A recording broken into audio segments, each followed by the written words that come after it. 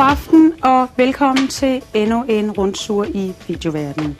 Som man kan se, så har hverken min velformede assistent Beastie Baby eller jeg fået det rigtige tøj på endnu. Vi er stadigvæk i vores natkjoler, og det er ikke fordi vi er nogle dovne høns, som lige har stået ud af fjerne, men tværtimod fordi vi i aften skal på besøg i et ægte dansk kælekammer.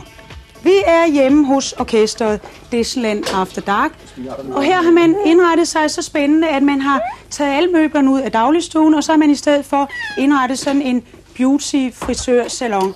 Og det har jeg jo tænkt mig at benytte mig lidt af, så hvis vi nu parkerer Beastie hernede imens, Beastie-flæske. Så tænker jeg på, om du ikke kunne komme herover og gøre lidt ved mit hår så længe. Ja.